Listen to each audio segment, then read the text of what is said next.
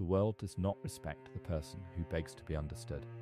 For years, you have been playing a losing game, operating under a dangerous delusion. You believed that if you could just find the right words, if you could just construct the perfect explanation, the people who hurt you would finally see the light. You thought that if you poured your heart out into long, late-night text messages, or if you stood your ground in an argument and detailed exactly why their actions were unfair, they would eventually say, "I understand now. I see your pain." But let's look at your actual experience. What did those long paragraphs get you? What did your exhausting explanations achieve? They didn't bring you apologies. They brought you more disrespect. They were weaponized against you, twisted into fuel for further manipulation, leaving you drained, empty, and hollowed out, while the other person walked away with a smug sense of superiority. Today, that pattern ends. Ancient Stoic wisdom, combined with hidden human psychology, reveals a profound, almost dangerous truth. The moment you stop pleading for your position to be accepted is the exact moment you start standing in it. When you drop the desperate need to defend your reality and instead deploy the cold weight of absolute silence, the entire power dynamic shifts. The very people who used to thrive on pulling your emotional levers will suddenly find themselves suffocating in a vacuum they cannot control. They do not panic because you are angry. They panic because you have become unpredictable. They panic because your sudden refusal to explain yourself means they have officially lost their grip on your soul. In this session, we are dismantling the trap of over-explanation. We are going to unfold the precise psychological mechanisms that occur when you stop justifying your existence to toxic minds, and how to anchor your mind in the unshakable sovereignty of Stoic discipline. If you are still looking for closure from the people who broke you, this message is not for you. But if you are ready to lock the door to your inner sanctuary and watch the manipulators scramble in the dark, listen closely. To understand why your silence is so devastating, you must first recognize the anatomy of the trap you have been walking into. In modern psychology, there is a concept known as J.A.D.E,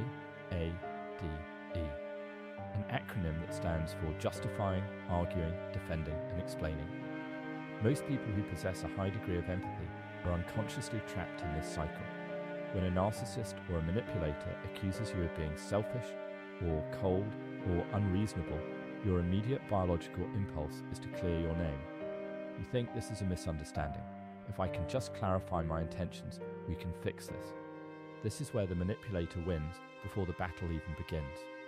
The Roman Stoic philosopher Seneca famously warned, "Madness is a narrow mind trying to argue with chaos." When you enter the arena of over-explanation, you are validating their false accusation.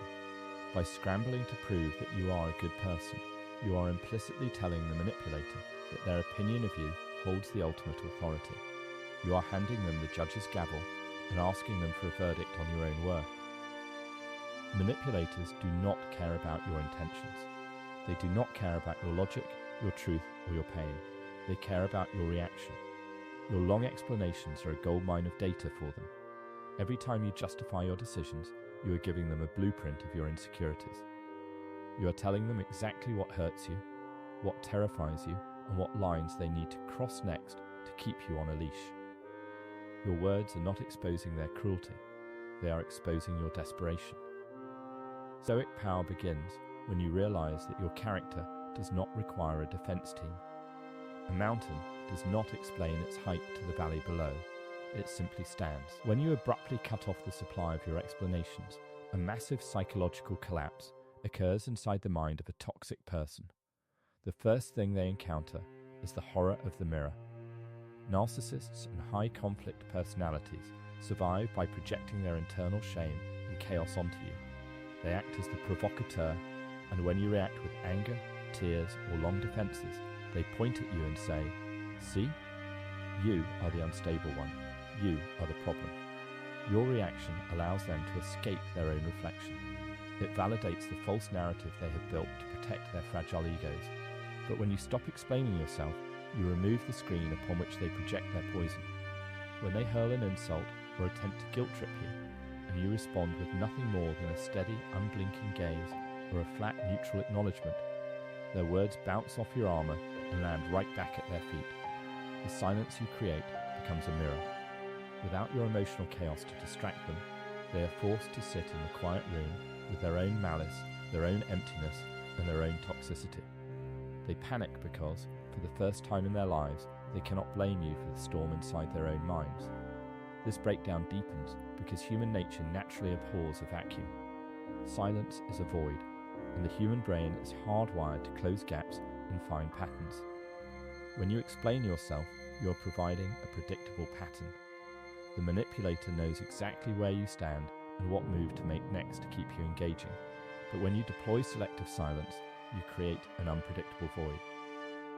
Watch closely what happens to a toxic person when you stop defending your choices. At first, they will increase the pressure. They will mock you, call you immature, or try to push your oldest, deepest buttons to force a reaction out of you. But as your silence remains steady, a subtle shift occurs. The confidence starts to drain from their eyes. They begin to wonder, what does this silence mean? Are they planning their exit? Do they know something I don't know? Have I finally pushed them too far? Because they cannot read your position, they cannot form a strategy against you. Their own anxiety compels them to fill the void. They will start talking excessively. They will over-explain their own actions, backtrack on their threats, or inadvertently expose their own insecurities and secrets. All because their ego could not handle the crushing weight of your composure. By doing absolutely nothing, you force them to defeat themselves. Marcus Aurelius regularly reminded himself of a profound truth during his time as emperor: you always have the option of having no opinion. There is no need to disturb your soul over things you cannot control. Much of your suffering comes from the exhaustion of trying to make unreasonable people see reason. You believe it is your duty to correct their distorted perception of you. But Stoicism draws a sharp, unforgiving line between your internal realm and the external world. What someone else thinks of you, even if it is a malicious lie, falls entirely outside of your control. When you exhaust yourself writing long paragraphs or screaming to be heard, you are trying to govern an empire that does not belong to you. You are abandoning the fortress of your own mind to fight a war in a swamp. True self-respect means accepting that some people are committed to misunderstanding you. Their poor opinion of you is not a reflection of your inadequacy, it is a necessity for their survival. Let them think you are the villain. Let them believe you are wrong. Let them gossip about your coldness. Your peace of mind is far too expensive to be traded for the cheap approval of a disordered mind. To embody this silent power, your language must become minimalist, clean, and clinical. Think of how a mechanic looks at a broken engine. If a car refuses to start, the mechanic does not get offended. He does not scream at the pistons or write an essay to the alternator begging it to cooperate. He simply diagnoses the broken part and removes it. You must look at toxic dynamics with that same strategic amorality. When a manipulator attempts to pull you into a dramatic debate, stop treating it as a trial where you must prove your innocence. Treat it as noise. If you must speak, your sentences should be absolute dead ends. Use phrases that leave no room for leverage. I hear you. That is your perspective. I am not available for this conversation. No. Notice the architecture of those words. There are no layers of apologies. There is no I'm sorry, but I feel like. There is no justification.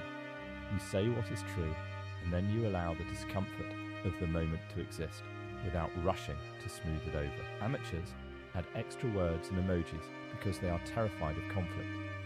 They want to set a boundary, but soften it so the other person doesn't get upset. But safety built on self-erasure is a trap. A boundary is not an invitation to a negotiation. It is a sovereign decree. You state it once, cleanly, and then you let it land. As you step into this level of restraint, you will begin to understand the concept of radical outcome independence. The desperate mind operates from a position of starvation. It clings to relationships, jobs, and social circles because it fears that losing them means total destruction. Manipulators have a predatory instinct for this fear. If a narcissist knows that you are terrified of being alone, that fear becomes the leash they use to walk you. If they know you will endure any insult just to keep the peace, they will continuously lower the bar of how they treat you. Stoic detachment is the ultimate reclamation of leverage. It is the internal realization that your worth does not collapse when someone leaves your life. When you accept the worst case scenario, when you visualize losing it all and realize that your soul would still survive, you become genuinely dangerous to those who wish to control you. You no longer speak to prevent rejection, you speak only to express truth. When you walk into a room detached from the need for anyone's applause, your posture shifts, your gaze steadies, your energy slows down.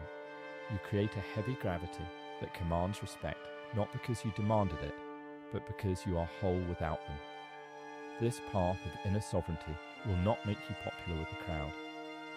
When you begin to implement selective access and cut off the flow of your explanations, the people who are used to consuming your energy will become resentful. They will call you arrogant, distant, or heartless. They will tell you that you have changed. Protect your inner sanctuary. Stay anchored.